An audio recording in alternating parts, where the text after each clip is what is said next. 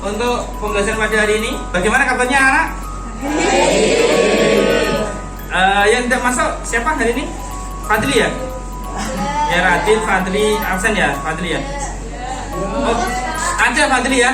Oh di pojok ada. Jadi yang izin sekarang adalah Mas Fadli. Oke, Agnes, Fadli. Oke, sudah Mas. Jadi untuk hari ini kita akan melakukan pembelajaran terkait dengan konfigurasi DHCP server.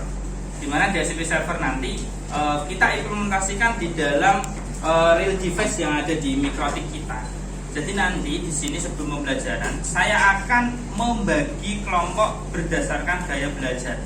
Jadi nanti ada yang dia kemampuan di bidang kinestetik, ada yang memiliki kemampuan di bidang auditori, dan ada yang memiliki kemampuan di bidang visual. Jadi ada yang visual, kemudian kinestetik maupun yang auditori. Jadi silakan siapkan buku kalian terkait dengan pembelajaran yang akan saya sampaikan nanti mengerjakan asesmen diagnostik. Itu ya, nanti dikerjakan. Saya kasih waktu sekitar 5 menit untuk mengerjakan itu. Setelah itu nanti ngisi form terkait dengan kemampuan diri. Kira-kira menurut kamu masuk ke dalam kinestetik, auditori maupun yang visual. Oke. Ya, silakan bukunya Mbak, dibuka Mbak. Kenapa sih? Oh, bilang esen. Kurang-kurang nulis Mbak Nasi Bang. Yo. Loh, seperti apa?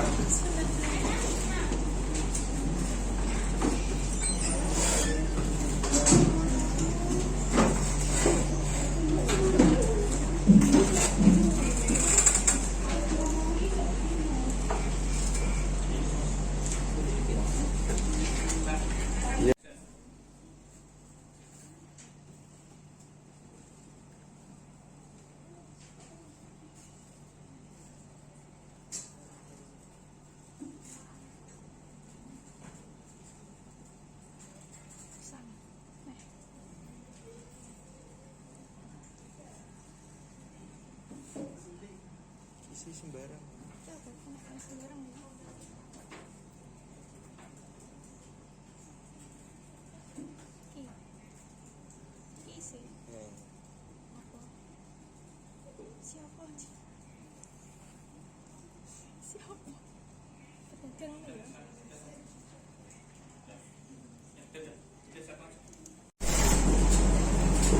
Oke, untuk hari ini setelah kita melakukan asesmen diagnostik, ya seperti tadi yang kita lakukan langkah-langkahnya, berarti kita dapat menentukan dari 36 siswa, ya 10 dia masuk ke dalam kategori gaya belajar visual, kemudian yang 16 dia masuk dalam kategori kinestetik, kemudian 10 siswa masuk dalam kategori auditori. Nah, untuk pembelajaran hari ini ya, yaitu adalah mengevaluasi DHCP server. Nah, adapun tujuan pembelajaran dari DHCP server adalah di sini peserta didik ya, dapat menjelaskan bagaimana kita konfigurasi DHCP server secara mandiri dengan tepat. Kemudian tujuan yang kedua, peserta didik dapat mengimplementasikan DHCP server dengan real device yang ada dalam mikrotik secara mandiri dengan tepat. Nah, setelah kita menyampaikan tujuan pembelajaran, masuklah di dalam kesepakatan kelas. Yang pertama, kita harus saling menghormati. Dalam artian saling menghormati ini adalah arti yang sangat kompleks, sehingga kalian nanti di dalam kelas pas waktu diskusi harus mendengarkan teman-teman yang menyampaikan di depan, tidak boleh ngomong sendiri. Yang kedua, harus menjaga sopan santun. Oke, Mbak Bella dari belakang ya, silakan. Kemudian selanjutnya di situ kalian juga harus berpakaian sesuai dengan pakaian yang ditetapkan pada hari ini. Seperti itu. Yang kedua, datang tepat waktu, tidak boleh masuk kelas ya terlambat maksimal kita adakan kemarin kesepakatan kelas yaitu 15 menit. Kalau misal ada siswa yang telat masuk lebih dari 15 menit harus duduk di luar kelas. Yang ketiga, tidak boleh makan di lab atau di dalam ruangan lab. Yang tidak ada yang membawa makanan. Ada yang membawa makanan di sini? Oke. Lanjut. Di sini saya akan membagi kelompok sesuai dengan kelompok yang akan kita jelaskan. Nah, di sini adalah yang kita pelajari sesuai dengan studi kasus yang sudah kita bicarakan pada pertemuan yang sebelumnya, ya. Oke. Nah, di sini nanti kelompoknya yang kinestetik duduk dengan kinestetik, yang auditory dia duduk dengan yang berkemampuan dia belajar auditory. Kemudian yang satunya yang visual nanti harus sama dengan yang visual. Yang pertama, pada sebuah perusahaan dengan nama PT Maju Jaya Makmur memiliki masalah pada setiap ruang per stafnya. Di situ perusahaan tersebut membutuhkan IT yang dapat digunakan secara otomatis, jadi dia mendapatkan itu secara otomatis. Ya, karena sifatnya dia adalah topologi yang berskala besar, sehingga kita memiliki kesempatan untuk konfigurasi secara otomatis untuk pemberian IP-nya dari server.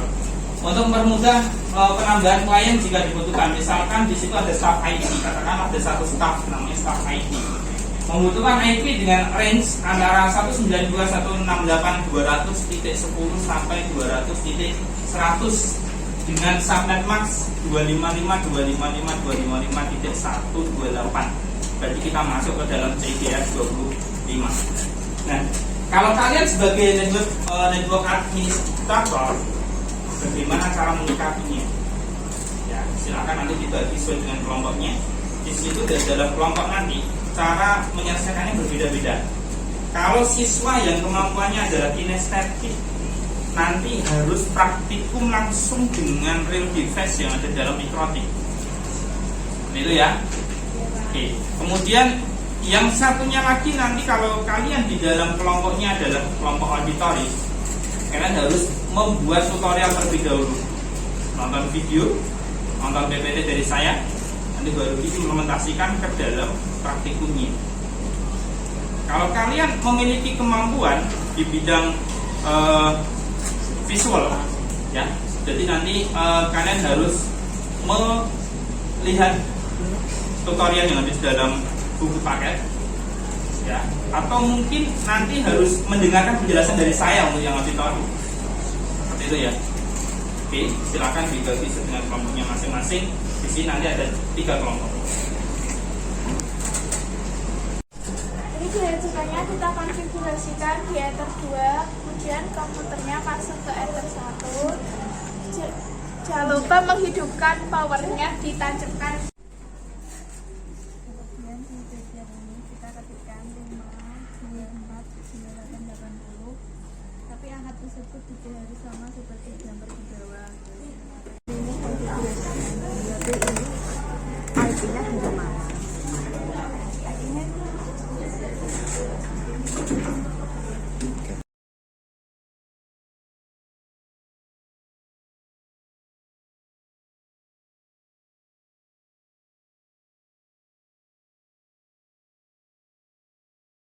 Tiga. Ini mikrotik ya. Jadi karena kemampuannya adalah kinestetik, jadi siswa harus bisa praktikum secara langsung. Kemudian nanti setelah ini saya akan muter ke kelompok yang auditory dan kelompok yang sifatnya visual, gitu. Oke.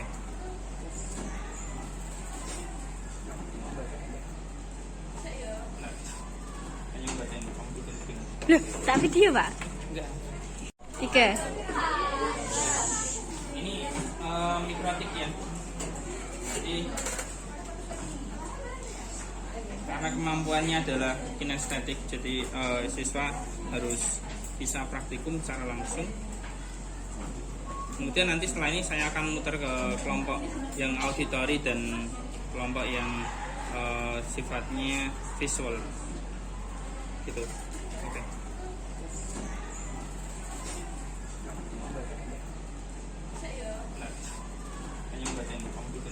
Loh, tak video Pak? Enggak. Assalamualaikum wabarakatuh. Kami dari kelompok auditori akan menyampaikan presentasi konfigurasi DHCP server. Saya Vicky Diana Nafisa. Saya Andi Wijan Sasna. Saya Lara Bela Junarto.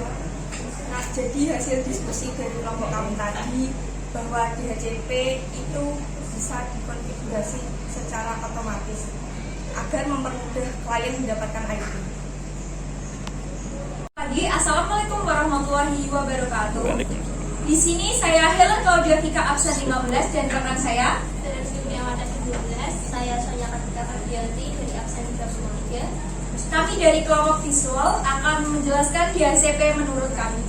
Setelah membaca beberapa referensi dari buku tentang konfigurasi DHCP server, kami menyimpulkan bahwa DHCP server merupakan pemberian IP secara otomatis dari server menuju klien. Assalamualaikum warahmatullahi wabarakatuh. Selamat pagi semuanya. Perkenalkan, kami dari kelompok Gaya Belajar Kinestetik akan melakukan presentasi konfigurasi tentang DHCP server bersama saya, Tiwi, dan beberapa rekan saya Alicia. dan saya Surya Bidrowati. Kami akan menjelaskan apa itu DHCP server. DHCP server adalah memberikan IP dari router ke klien secara otomatis.